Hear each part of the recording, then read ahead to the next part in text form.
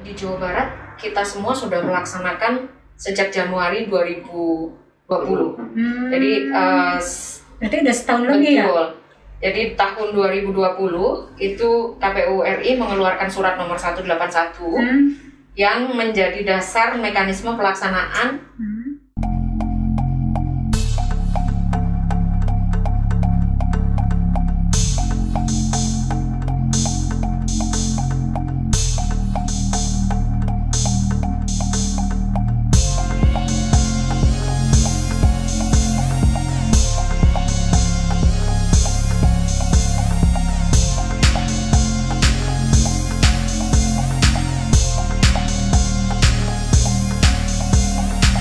Assalamualaikum warahmatullahi wabarakatuh. Selamat datang di KPU Woodstock. Ini program terbaru dari KPU Kota Tasikmalaya yang mudah-mudahan ini menjadi media edukasi tentang demokrasi dan kepemiluan. Membahas data pemilih ini sangat menarik sekali karena data pemilih memiliki urgensi terhadap penyelenggaraan pemilu. Nah, kemarin tuh telah dilaksanakan Pilkada serentak tahun 2020. Yang menjadi pertanyaan, apakah data pemilih setelah pemilu itu disimpan sampai pemilu berikutnya atau dimutakhirkan untuk pemilu berikutnya? Tentunya dengan narasumber yang luar biasa. Beliau adalah Ibu Titik Nurhayati dari KPU Provinsi Jawa Barat. Beliau menjabat sebagai Divisi Program Data dan Informasi ya Bu ya. Betul. Nah tentunya kita bicara dengan pakarnya. Dan satu lagi ada dari KPU RI ya, tapi bagian IT Bapak Nanang, iya. Tenaga ahli kan? Tenaga ahli IT ya. Di Undang-Undang Nomor 7 Tahun 2017 Pasal 14 huruf L itu tentang pemilih berkelanjutan. Kemudian Pasal 17 20 tentang kewajiban KPU provinsi dan KPU kabupaten kota, dan pasal 201 itu tentang data kependudukan. Nah, di sini kan ada istilah pemutakhiran data berkelanjutan. Apa sih Bu maksudnya biar masyarakat ini tahu? Salam kenal warga Kota Tasik hadir hari ini berdiskusi tentang DPP. Ya. Istilah undang-undang soal daftar pemilih berkelanjutan itu dimaknai sebagai proses memutakhirkan secara terus-menerus daftar pemilih kita, baik itu di dalam proses tahapan pemilu atau pemilihan, istilahnya pilkada kalau dikenal ya, maupun sedang tidak dalam proses tahapan. Betul. Nah, dulu kalau misalnya kita mau baca bukunya Prof. Ramlan yang diterbitkan oleh Partnership dan kawan-kawan, itu ditulis oleh banyak termasuk bersama dengan Pak Hashim Asyari tentang memutakhirkan data pemilih. Di situ akan dijelaskan apa bedanya voter register itu yang modelnya periodic list atau continuous gitu. Nah, kita kan telah mengalami beberapa kali perubahan ya Mas tentang metode pemutakhiran kita. Nah sekarang gampangnya begini kita jelaskan kepada masyarakat. Nah dari belajar dengan proses, kita mau memakai data full dari data kependudukan saja, artinya register list saja yang terdaftar di data kependudukan, ataukah kita pakai yang continuous. Ternyata dari pengalaman kita itu lebih bermanfaat yang pakai continuous karena lebih mendekati dengan faktualnya di lapangan. Nah itulah yang menjadi ide kenapa di Undang-Undang 7 tahun 2017 itu memang kalau nanti pemilu pun kita diminta untuk memutakhirkan, karena kan kalau semua penyelesaian data itu menunggu proses pemilu pasti akan kompleks. Betul. Dan KPU kabupaten kota mungkin juga akan berat juga ya Bu ya. Betul. Dalam pemutakhiran ya khususnya. Iya. Sudah berapa lama Bu KPU provinsi dan KPU kabupaten kota melaksanakan pemutakhiran data berkelanjutan, khususnya untuk Jawa Barat? Ya, di Jawa Barat kita semua sudah melaksanakan sejak Januari 2020. Jadi berarti udah setahun lebih ya? Betul. Jadi tahun 2020 itu KPU RI mengeluarkan surat nomor 181 yang menjadi dasar mekanisme pelaksanaan pemutakhiran daftar pemilih berkelanjutan yang dilakukan oleh KPU kabupaten kota dan KPU provinsi itu seperti apa. Nah, Saya kira KPU Kota Tasikmalaya juga menjadi bagian ya yang sudah mulai efektif melaksanakan sejak Februari atau Maret 2020. Walaupun surat itu memang sejak awal tahun, tetapi memang teman-teman itu mungkin karena satu mekanisme baru ya, jadi masih nanya, ini jadi dilaksanakannya gimana sih Bu? Plenonya tuh harus dengan siapa gitu, karena di 181 waktu itu belum semuanya melibatkan Bawaslu atau Parpol, pihak pemerintah atau yang punya data, sehingga memang masih meraba-raba. Tapi kita mengapresiasi proses ini yang luar biasa ya untuk memutakhirkan data pemilih. Apakah ada hasil yang sangat signifikan ya tentang pemutakhiran data berkelanjutan sebelum dimutakhirkan dan sesudah dimutakhirkan? Itu kan pemutakhiran itu pasti dari daftar pemilih tetap ya? Ya, betul. Nah hasil signifikan ketika DPT ditetapkan baik itu di provinsi maupun DRI setelah dimutakhirkan secara berkelanjutan, apakah ada hasil yang sangat signifikan perbedaannya sebelum dan sesudah pemutakhiran? Ya, tentu. Ini yang sangat kita lihat progres cukup baiknya ya. Jadi hasilnya sudah bisa dilihat di awal tahun 2021 ini. Setidak-tidaknya kalau tidak bisa bicara Jawa Barat mungkin karena datanya terlalu besar. Untuk Kota Tasikmalaya saja kan untuk invalid NIK itu sudah 0. Di DPT ditambahkan dengan yang dimutakhirkan melalui data baru atau data yang sudah TMS atau dibetulkan di DPP 2020. Jadi ini artinya yang dulu barangkali di proses pemilu 2019 itu barangkali masih sedikit ada salah, kurang tepat, bisa jadi karena proses coklitnya atau misalnya datanya karena kita menggunakan data yang lama, dulu kan belum semuanya KTPL ya. Atau diakibatkan karena faktor lain yang disesuaikan dengan perubahannya. Contohnya orang pindah, atau orang misalnya yang dulunya menikahnya dengan si A, kemudian menikahnya dengan si B. Mungkin satu orang nomor kakaknya sama, tapi begitu sudah kawin dengan yang lain, kan itu nomor kakaknya juga nanti akan terbit anggota-anggota baru kan. Jadi mungkin ada banyak perubahan yang ini kalau kita selesaikannya menjelang pemilu tentu akan kompleks sekali. Padahal perubahan ini kan terjadinya orang per orang, bahkan elemen per elemen. Misalnya kalau elemen rumit sekali ya? Sangat rumit sekali. Jadi 14 elemen itu dalam setiap tahun bahkan bulan itu dimungkinkan akan ada perubahan. Contohnya yang paling kelihatan alamat ya. Dulu tinggalnya misalnya di kecamatan sini apa? Ternyata tahun depan tuh punya rumah baru. Iya. Ya siapa tahu Bu Yati juga begitu kan? Tahun ini tinggalnya di situ, nanti ternyata tinggalnya itu tahun depan di sampingnya kantor dapat arisan. Berarti ini persyaratan data pemilih supaya masyarakat tahu nih Bu ya. Jadi apa saja sih yang harus dimutakhirkan gitu syaratnya? Persyaratannya apa sih supaya masyarakat antusias untuk melaporkan atau menyampaikan perubahan-perubahan data ke KPU? Jadi persyaratannya apa saja Bu? Kalau perubahannya yang paling kita harapkan itu sebenarnya adalah pemilih itu sendiri. Ya. Untuk melindungi dirinya sendiri agar dipastikan di pemilu yang mendatang bisa didaftarkan atau sudah terdaftar mulai dari sekarang. Ya. Nah, persyaratannya kan sama, artinya 17 tahun sudah atau pernah kawin. Sudah atau pernah kawin? Sudah atau pernah kawin, bukan TNI Polri. Artinya kalau di tahun ini atau sedang ada yang berproses mau pensiun, itu artinya kan juga akan menjadi pemilih. Berarti perubahan status ya? Betul, perubahan status. Kemudian juga yang kita harapkan itu sebenarnya adalah anggota keluarga atau orang terdekat yang mengetahui, yang memang memegang identitasnya karena itu sebagai bukti kan KK atau KTPL yang bisa disampaikan kepada KPU Kota Tasikmalaya. Bahkan mungkin bisa disampaikannya itu kalau di masyarakat secara lebih fleksibel biasanya itu malah kontak person. Bu Yeti dan teman-teman KPU Kota Tasikmalaya saya kira juga sudah memposting nomor layanan ya untuk pemilih.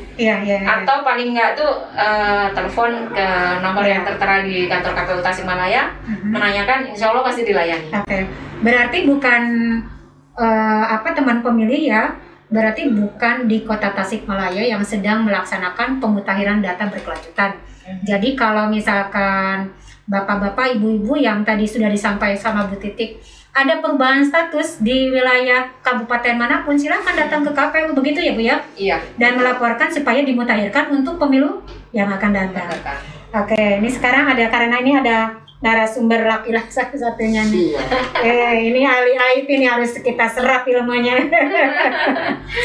Nih Pak Nanang nih, apa sih korelasi antara kebijakan KPU itu dengan pengolahan data pemilu perspektif IT. Ini tentunya kan kemarin kalau nggak salah tuh ada Sidalika, ada itu kan. Nah itu kebijakan tentang pemutahiran data berkelanjutan dari perspektif IT seperti apa Pak? Sekarang itu kan trennya itu adalah big data. Di mana selama ini ya KPU itu memang secara data itu cukup besar. Iya. Cuma sekarang itu bagaimana kita akan melangkah next step. Oke. Jadi melangkah selanjutnya. Tentu dari data-data yang begitu besar, begitu variatif, begitu banyak, termasuk seperti yang Bu Titi sampaikan tadi itu kan urusan pemilih itu bukan hanya urusan nama sama niknya saja, tapi ada umur, ada tanggal lahir ya, terus ada kemudian disabilitas juga, gender juga. Jadi data-data tersebut kemudian sebenarnya kita ingin big data untuk demokrasi itu seperti apa. Jadi misalkan nih terkait kelompok umur. Ada pemilih yang kategori pemilih milenial, terus kemudian kategori pemilih yang produktif, usia produktif, ataupun pemilih yang sudah usia lanjut. Lansia ya? Lansia. Nah, dari situ pun sebenarnya trennya akan kelihatan nih. Apakah sebenarnya dari kelompok muda ini ke depan, misalnya, apakah dia itu antusias nggak sih dengan proses demokrasi? Betul. Atau apatis ya? Atau apatis malah sebenarnya. Ini salah satu tugas KPU juga, bagaimana mengedukasi, mensosialisasikan. Ngapain sih sebenarnya pemilu itu kan? Ini kan kalau masyarakat milenial ini mungkin, ya ini kan ngobrol santai ya. Intinya konsepnya, ini ada TikTok atau apa, yang itu menarik bagi mereka. Tapi apakah demokrasi ini bagaimana juga menarik bagi mereka? Betul. Tentu dengan data ya, intinya kan kita itu berkaitan dengan data pemilu kan tentu Tasik itu sekitar berapa jumlah? Jumlah penduduknya? Pemilih 488 sekian lah. Ya. 400, hampir 500-an lah, 80-an pemilih ini tentunya hal yang cukup besar. Betul. Di mana dalam proses pemilu nantinya akan terkonversi kan. Suara dari pemilih ini menjadi suara dari calonnya, jadi apakah itu kepala daerah yang nantinya akan menentukan kebijakan-kebijakan. Betul. Itulah yang kemudian berkaitan dengan mutalih berkelanjutan, nyambung dengan Ibu Titi tadi. Siap. Jadi apaan sih KPU ini melakukan kegiatan mutalih berkelanjutan yang memang baru kali ini di undang-undang disebutkan. Mutalih berkelanjutan. Yang selama ini seperti Ibu Titi sampaikan kan ada 3 jenis lah. Ada register list, kemudian yang kita lakukan selama ini selama tahapan itu kan periodic list. Jadi selama ada tahapan baru kita mutahirkan. Nah kemudian kita akan melangkah selanjutnya yaitu continuous list. Karena kan kita ya pengalaman kita dengan periodic list pun ternyata waktunya nggak cukup. Kan Ibu Titi juga tahu bahwa pada saat pemilu itu kan kemarin ada DPTHP 1, DPTHP sampai 2, DPTHP 3 ya. Itu menggambarkan bahwa ternyata waktu yang tersedia pun nggak cukup ngurusin pemilu yang cukup banyak ini. Tetapi ini kan data pemilih paling disorot ya. Betul. Dan mohon maaf kadang-kadang dinyinyirin gitu ya, seolah-olah kan KPU itu nggak maksimal kerjanya. Tetapi kalau tadi disampaikan ada 14 elemen, satu nama aja itu 14 elemen. Berarti 14 pintu yang harus dikerjakan oleh operator. Makanya kalau Pak Nanang sebagai ahli IT ini di KPU RI, nah pengolahan datanya tuh gimana tuh untuk, apalagi kalau Pak Nanang kan mengolah seluruh Indonesia. Betul. Iya. Jadi Kota Tasik diketahui oleh Mas Nanang kualitasnya. Coba iya kan soalnya KPU sendiri kan ingin memiliki data pemilih yang berkualitas. Betul. Nah itu, bagaimana pengolahan data pemilih ya? Kalau Kota Tasik mungkin nanti pertanyaannya lain lagi. Kalau ini kan ini secara nasional ya. bagaimana sih pengelolaan data pemilih supaya KPU RI khususnya ya itu memiliki data yang berkualitas. Betul. Kita kan beranjak ya sebenarnya kalau untuk proses mutali itu dari pemilu sebelumnya itu kan memang ada. Cuma belum bisa kita simpan. Baru di 2014 itu kita punya data utuh satu Indonesia. Yang selama ini mungkin di 2009 ada, cuma memang parsial-parsial. Mungkin entah itu di provinsi maupun kabupaten kota dan itu belum terdigitalisasi. Mungkin ada arsip daftar pemilu 2009 di kabupaten kota tapi masih dalam bentuk hard copy. Berarti harus punya bank data ya? Nah betul. Nah mulai dari 2014 itulah kemudian kita mulai membangun data lah. Lambat laun sampai terakhir ya di Pilkada 2020 dan kebetulan juga diapresiasi oleh lembaga yang lain. Yaitu dari Kementerian Kesehatan dan kebetulan tadi sekitar jam 2 itu dari KPU melakukan MOU lah, penandatanganan kerjasama antara KPU dengan Kementerian Kesehatan dalam rangka program vaksinasi. Di kegiatan program vaksinasi pun memang Kementerian Kesehatan ini kan sasarannya per gelombang. Kalau mungkin gelombang pertama itu adalah kelompok kesehatan ya, petugas, perawat, dokter, segala. Kemudian yang kedua adalah sektor publik, misalkan pelayanan publik atau PNS atau TNI, Polri. Nah yang gelombang ketiga ini kan langsung menyasar masyarakat umum. Di mana diyakini dalam proses pelaksanaan pilkada itu kan dimutakhirkan.